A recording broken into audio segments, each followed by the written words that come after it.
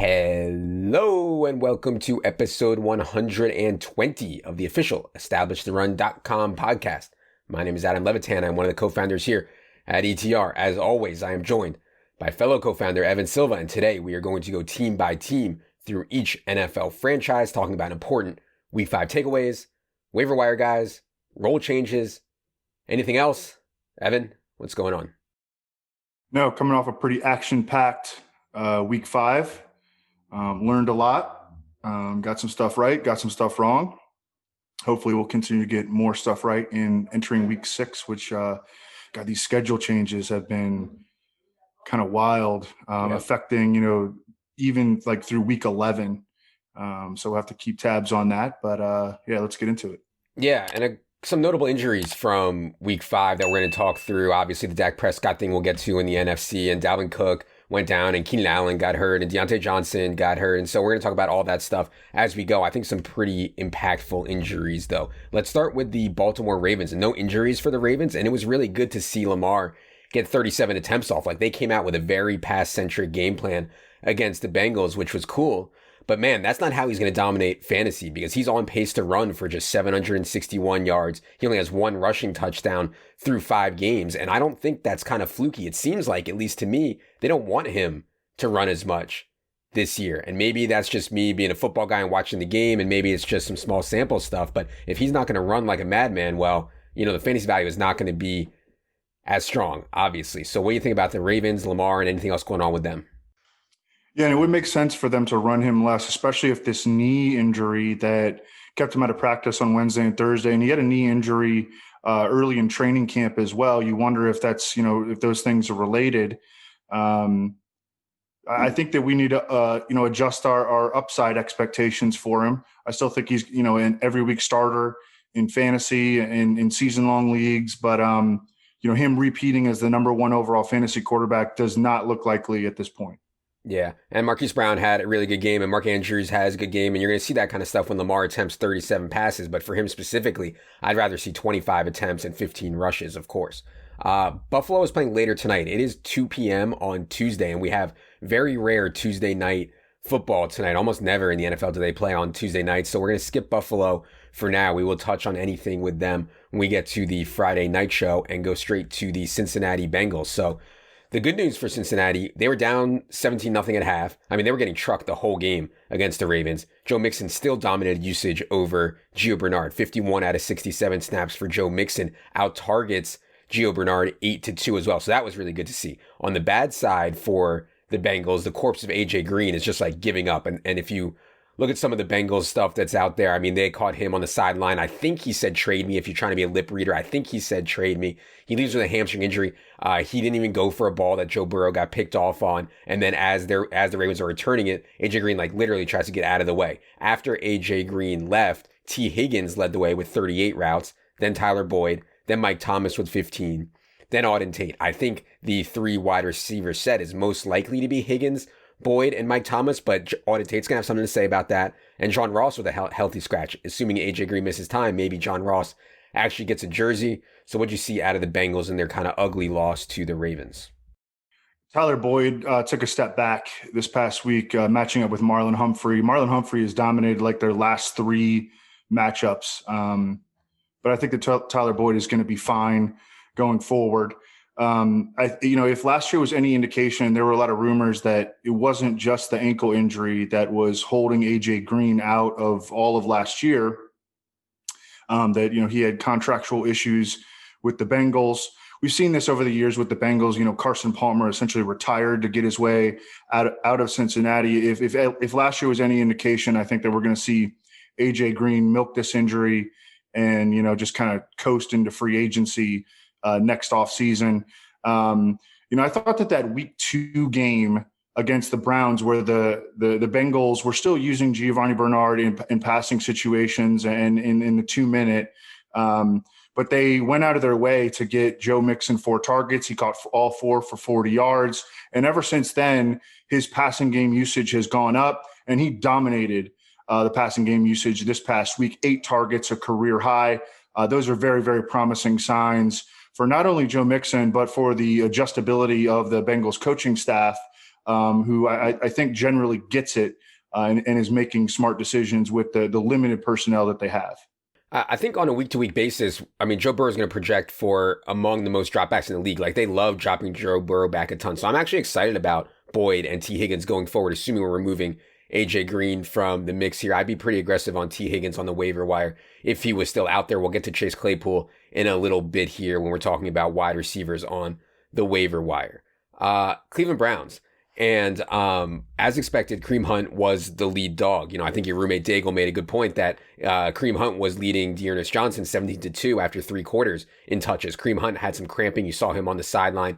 If you were watching the game where he goes to the sideline, he kind of gets stretched out, and Dearness Johnson kind of ices the game with a couple runs. But Kareem Hunt, as expected, was the major lead dog and performed very, very well. Anything else out of Cleveland, who's playing way better ball than I think pretty much anybody expected, but offensive line improvements and coaching staff improvements have made a big difference for this team.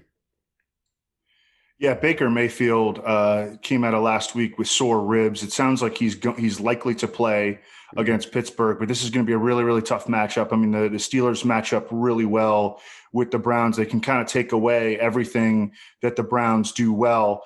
We've seen Odell Beckham play. I mean, he's been more explosive this season for sure than last year, but now he's gone 15 straight games without getting to 90 receiving yards. Jarvis Landry had a better game, or his best game under Kevin Stefanski so far this past year, but I think he's still clearly battling after effects from hip surgery.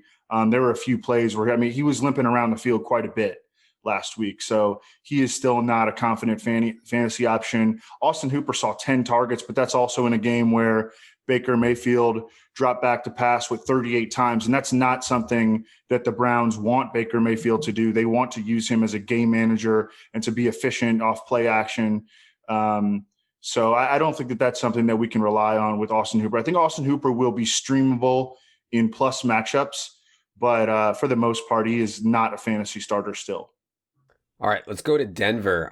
Denver essentially lost their bye week, which, I don't want to really hear people complain about that because obviously everybody's dealing with different things with COVID and everything. But, I understand what they're saying. They practiced all week, and then at the end of the week, they have their game against New England postponed. They're going to play it this coming Sunday. The good news, I guess, for the Broncos is it gives Phil Lindsay more time to get healthy. I think he'll play in week 6, and it gives Drew Lock a chance to come back and play. And I kind of think that Drew Lock will end up playing in week 6, but we will see. I would note that they do have their Miami game, which was scheduled for week 6, is now in week 11.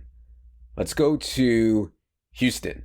First game without Bill O'Brien. And of course, people are going to say, look how much better they play without Bill O'Brien. Well, it was against Jacksonville at home, with Jacksonville playing without 4 of their best defenders. But still, the offense was better, and we found the Brandon Cooks variance. And I talked a while on the solo pod about Brandon Cooks. You guys can listen to that if you are interested. But what did you see out of the Texans in their first game without Bill O'Brien?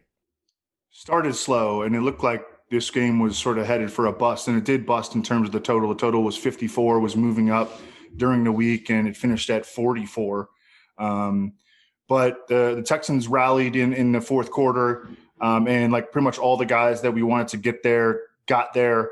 Deshaun Watson had a nice week. Brandon Cooks had a blow-up week. Will Fuller was solid. Darren Fells, in the absence of Jordan Akins, he delivered at a very cheap cost on DK. Now Jordan Akins will probably be back this week. David Johnson had his highest rushing total of the year. Still not being used a ton in the passing game, and that's something I think we should expect going forward despite his receiving background. Deshaun Watson, not a check-down quarterback, and now Duke Johnson is back to siphon away, a handful of targets each week. Yeah. I'm not going to read too much into it. I think they played pretty much the same way that they've been playing. It was just such an amazing spot for them. Okay, Indy. Corpse of Phillip Rivers had his biggest meltdown of the season to date. I mean, credit to you. You were on the Friday show, talked about the spot for the Browns. Defense turned into one of the best plays on the week. Phillip Rivers throws a pick 6. Phillip Rivers takes a safety after the game. I mean, Frank Reich was tilted, and he kind of composed himself on Monday and said, listen, Phillip can play better. Phillip did some good things. It's not all about Phillip. I mean, look, Phillip Rivers is going to turn 39 in December. I thought there were signs in LA/San Diego that he was toast also. I have major concerns about this Colts offense with Phil Rivers. I still think Phil Rivers is a better option for them than Jacoby Brissett, but it's not necessarily a slam dunk at this point. Another thing I noticed with Indy was Trey Burton. I mean, they must really hate Mo Alley Cox because Trey Burton comes right back in, and Trey Burton is getting the majority of the pass catching looks at tight end ahead of Mo Alley, ahead of Jack Doyle at this point. What do you see out of the Colts on Sunday? Yeah, Mo Alley Cox not really even a part of their passing game whatsoever at this point. Trey Burton with 11 targets over the past 2 weeks. And you mentioned there have been calls nationally now for, I mean, Philip Rivers has played poorly in consecutive starts against the Bears, against the Browns. And I think that it definitely could get to a point where the Colts start to consider going to Jacoby Brissett. Now they are facing the Bengals this week. And I think that this should be a breakthrough spot for Jonathan Taylor. I know that we've said that a couple of times over the past couple of weeks, but this is a game that really matches up well for him. The Bengals are going to be without DJ Reader, their nose tackle. Mike Daniels, one of their top 3 defensive tackles, also has been out for an extended period of time. The running game has just not been firing on all cylinders for the past month now, and hopefully a plus matchup can get them to a point where they start kicking into high gear. I mean, there's a lot of talent there on the offensive line with Jonathan Taylor, a high second-round pick, and hopefully a positive matchup can spark. Is Philip Rivers washed, Evan? You can say it. It's okay. Is he washed? Is Philip Rivers washed? Yeah, I mean, I was never really on Philip Rivers. I was just, I like to defend the old guys in our one-on-one debates. Okay, Jacksonville Jaguars. I was good to see Laviska Shenault, and he was the right bringback with the Texan stuff. I played Chark in a lot of bringbacks with the Texan stuff, which hurt, but Shenault turned out to be the right answer last 2 games, even with DJ Chark back. And by the way, Chark may have gotten banged up late in week 5. Look for an update on that. But Shenault last 2 weeks has run a route on 62% of Minshew's dropbacks, which is okay. Seeing 15% of the targets, which is okay. But he's been productive. 12 catches, 165 yards, 0 touchdowns. So I think it's a good thing, a good sign for Laviska Shenault. What did you see out of the Jaguars, and really kind of disappointing performance for their offense as a whole at Houston? Yeah, DJ Chark injured his ankle, I believe, and we really have gotten no updates on that since the injury happened. So that's something that we'll be monitoring heading into Wednesday. James Robinson continues to be a workhorse, 17 plus touches in every game so far, heavily involved in the passing game, coming off another game where he had 5 catches and 7 targets, did lose a fumble. But I don't think that his workload is in any danger. Chris Thompson is just a niche back. Yeah. Okay. The free Mecole movement is on in Kansas City, Evan. And one of the ways that, we didn't like Mecole Hardman at like an 8th or 9th round ADP where he was going in season long. But one of the ways you could see him getting there was an injury to Tyreek Hill for sure. Because I think he's more directly Tyreek Hill's backup. But now we get the Sammy Watkins injury. Sammy Watkins leaves after 21 routes with a hamstring injury. Andy Reid already said Sammy Watkins is going to miss some time. So it sounds like a pretty severe hamstring injury. After Sammy left, it was almost an exclusive 3 wide receiver set of Tyreek, Demarcus Robinson, and Mecole Hardman. Byron Pringle didn't really see a role change at all. Now, Mecole Hardman is still out there with Travis Kelce, with Tyreek Hill, with Clyde Edwards-Helaire, with Demarcus Robinson. I am excited about Mecole Hardman. I'm a little concerned that it's not the Tyreek Hill role that he'll be in. It'll be the Sammy Watkins role. How do you think they're going to use Mecole, and how excited should the people be about Mecole? Sammy Watkins has been playing a fair bit of slot receiver, and that's what Mecole Hardman played in college primarily. So, but I'm with you that last year it seemed like Byron Pringle was the direct backup for Sammy Watkins, and Mecole Hardman was the direct backup for Tyreek Hill. So I don't think we're going to get, every snap for Mecole Hardman going forward. But I do think that he's going to see a bump in usage, and that he's going to have, he's going to be a high ceiling option when they face the Bills. I guess it's next Monday night, right? Mm-hmm. Yeah. Yeah. Josh Allen's got 2. This is a big stretch for Josh Allen because he's got 2 island games in a row. But back to the Chiefs. How are you feeling about your May projection for Travis Kelce after this one? Yeah, Travis Kelce was a beast, and yeah, if I could go back, I wouldn't call him meh. I would call it solid. Travis Kelce's solid at this point. Yeah, great game for Travis Kelce. I certainly think it helps with Sammy leaving Travis Kelce, but also, Travis Kelce is obviously someone that is Patrick Mahomes is extremely, extremely comfortable with. And when you're attached to Patrick Mahomes, like even if we think Travis Kelce is declining, which I have no idea really if he is or not, I'm mostly just busting balls. But when you're attached to Patrick Mahomes, like, I don't want to say bad things about guys who attach to Patrick Mahomes. So I don't really want to say anything bad about Mecole Hardman. In fact, I want to be excited about Hardman. So, yeah. Let's go to the Chargers. Justin Herbert, man. I don't know. I don't remember exactly what your pre-draft thoughts were on Justin Herbert, but I think he's smashing like what anybody, could have expected. Dude is just balling out on another level. Even after Keenan Allen leaves, like really early, like in the first quarter with a back injury, he does it with Mike Williams and, a bunch of geeks off the street, basically. Jalen Guyton and Hunter Henry had a touchdown, which was nice. They barely used Donald Parham again, but Justin Herbert looks like a baller. The other big story out of last night's game was Justin Jackson stepping in. Shout out to us and you who made a big bid to get us Justin Jackson on the FFPC team, because Justin Jackson actually outsnapped Josh Kelly 42-25, outcarried him 15-11, out-targeted him 6-1, and Justin Jackson, just from the eye test, looked way better than Josh Kelly. What did you see out of Justin Herbert, the running backs, and anything else with the Chargers from last night? I think all indications entering Monday night were that Josh Kelly was likely to be the 60 portion of a 60-40 split with Justin Jackson. But we also knew that Josh Kelly had lost a fumble in consecutive games, that Justin Jackson was a guy that the Chargers coaching staff has been with now for a few years and trusts. And so I was pleasantly surprised to see Justin Jackson run out there for the first snap. And then his utilization throughout the game was really, really promising as the clear passing down back, as the clear 2-minute back, as the guy who was dominating snaps over Josh Kelly in overtime. Now the Chargers head into their bye, and it sounds like Austin Eckler is probably going to miss like maybe 3 to 4 more games. But hopefully we can get, solid RB2 production out of Justin Jackson during that time frame. I'm optimistic that we will. And also that the Chargers can get back Brian Bulaga and Trey Turner, who have both missed multiple games now. That's the entire right side of their offensive line. Mm-hmm. But overall, the offense, the arrow is definitely pointing up on the offense because of the play of Justin Herbert. I thought he was a Ryan Tannehill level talent coming out of Oregon. But that Oregon, and we've seen that Ryan Tannehill is a pretty good quarterback, but I think that the expectations have now risen for Justin Herbert to be, potentially much more than Ryan Tannehill.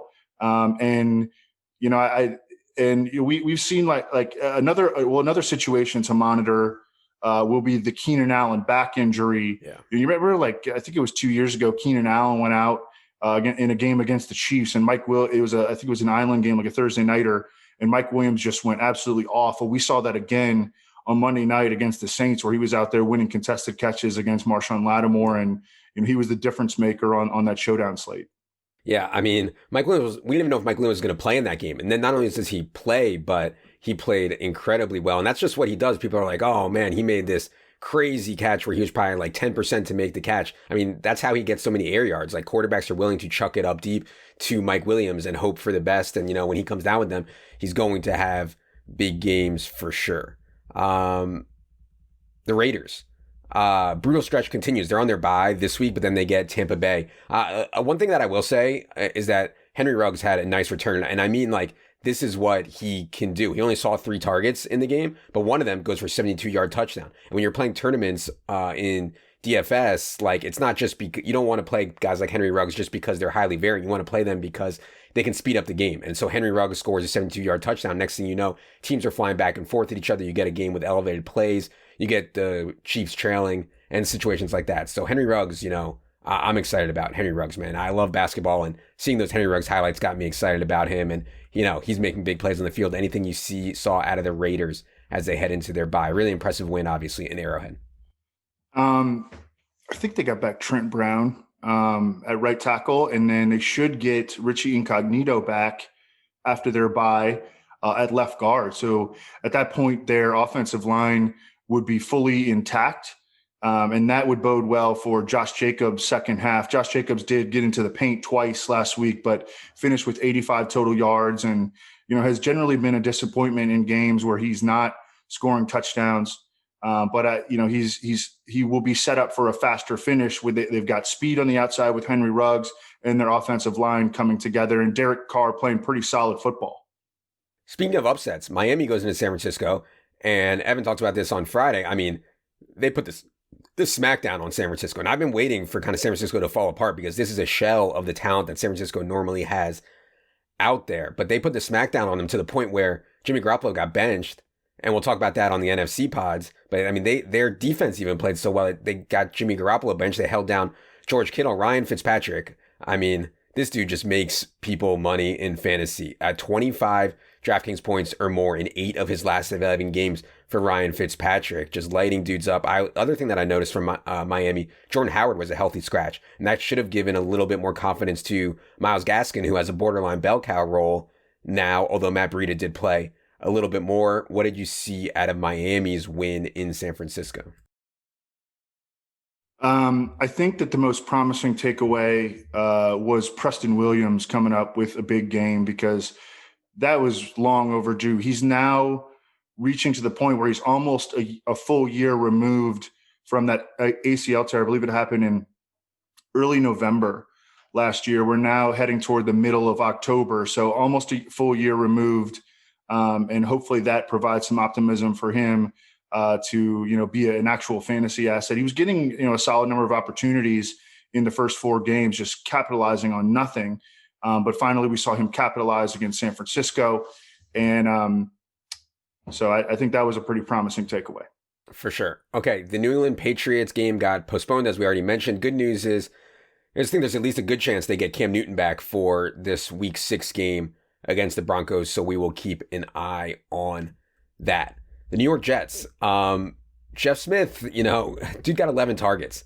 So I think Jeff Smith is at least on the radar as we kind of sort out their injuries and hopefully maybe get Sam Darnold back. But Jamison Crowder, man, dude is just good at football. And 116-1 on 10 targets from Joe Flacco. Now has at least 10 targets in all 3 games that he's played. He's gone over 100 yards in all 3 games that he's played. It's hard to pull the trigger on any Jets, but Jamison Crowder is just out there doing work on an every week basis. What do you think of him, and what do you think of any other Jets going forward? There are rumors today that the Jets are trying to trade Le'Veon Bell as well. We'll see if they get any suckers to bite on that. Yeah, Jamison Crowder, although he is sort of seen as a 3-condom player, is actually a spiked week player. Yeah. And, whenever he's healthy, he's been generally consistent, but also with big-time spiked weeks that can, help win you a week or help win you, money in DFS. So let's change our outlook on Jamison Crowder and no longer view him as a 3-condom player. Let's view him for what he is, and that's a guy who can help us win in fantasy. A raw dog player, if you will. Yeah. No, it's interesting. Do you think they'll be able to execute a Le'Veon Bell trade? Because, I think they can cut Le'Veon Bell after this year with relatively little cap implications, which means maybe someone could take him as a rental for the rest of this year. Is there anybody comes to mind that might actually want to give up maybe a 5th or 6th or 7th for Le'Veon Bell? Not off the top of my head, but yeah, I think that's what it would probably cost. I mean, I think that they, he's clashed enough with Adam Gase now at this point. And Adam Gase has a long track record of trading away, his best players, and then they go flourish away from him. Mm-hmm. So yeah. And I mean, they could eat some money or, what have you, right, to make a move happen. I don't know if it'll I don't know if it'll go down, but I think it's shaping up as a lost season for Le'Veon Bell if he doesn't get out of New York. Right. I would at least hold him if I had him in season long, which hopefully nobody listening to this has him because he was one of the most egregious season long picks. But if you do have him, I'd at least try to hold until this trade deadline passes in a couple weeks here. Pittsburgh Steelers. Another disappointing early injury for Deontay Johnson. This time his back, he was in play on DraftKings a couple weeks ago, leaves early with a concussion. He was very much in play on FanDuel this past week due to salary, and he leaves very early. Only ran 4 routes before he leaves with a back injury. After the game, Mike Tomlin says, or I think it was Monday, Mike Tomlin said, well, I think there's a pretty good chance Deontay is going to be able to play in week 6. So we'll see on that. Of course, at least in part, that leads to Chase Claypool going absolutely nuclear. And I like Chase Claypool, man. Like, he was an outrageous athlete. I mean, tested on off the charts, and people tried to move him to tight end, which Evan has talked about, which would have been a mistake. The Steelers identify him as a wide receiver. He's like 6'4" and ran a 4.38, and they were running stuff for him at the goal line like regularly. Like, he was like, what are we going to do at the goal line? Oh, let's get something involved to Chase Claypool. So people want to know, how much should they be blowing of their FAAB on Chase Claypool? And assuming that Deontay Johnson comes back, do you think Chase Claypool will play ahead of Deontay Johnson? I think he could play ahead of James Washington. I think he could end up, I mean, first of all, right now he's leading the Steelers in receiving yards and air yard share. I think skeptics will point to the fact that Deontay Johnson was, generally out for the last 2 games, and that elevated the playing time for Chase Claypool. But you mentioned how they're manufacturing touches around him at the goal line. He caught one of his touchdown passes in the slot. I think he ran with like 10 or 13 routes in the slot. So he's now showing position versatility. I think it's very much in play for Chase Claypool to be the Steelers' number 1 receiver the rest of the way. Leone and Corain and I did a rookie redraft of the first round, and Chase Claypool did not make it into the first round. He was among the top 15 players, but I think that was a mistake. I think that he should have gone over, I think I took T. Higgins, number 12 overall. And I certainly should have taken Chase Claypool when he was on the board. I mean, he's an insane talent. I think that the way that Ben has played so far, I think you can make an argument that he might have 2 solid years left after this year, maybe at least 1. And Chase Claypool, I mean, just a dominant talent. Yeah.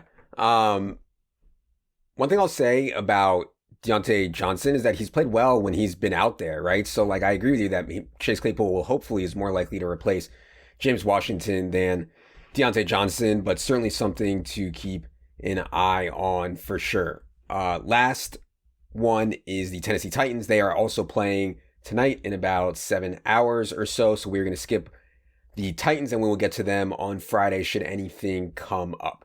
We'll be back for the NFC version. Oh, by the way, Evan mentioned the Corain pod. If you're looking for more free content, highly recommend this. Establish the Edge. It's part of our podcast network. Establish the Edge, it's called. You can find it on any podcast platform. It's free. It's with Leone and Corain talking season long, talking in depth on player outlooks and kind of high stakes stuff like that. Also, our YouTube channel, if you're looking for free content, we're working a ton to help build up the YouTube channel. Would appreciate you guys. Head over there and hit subscribe over there. It's free. Okay.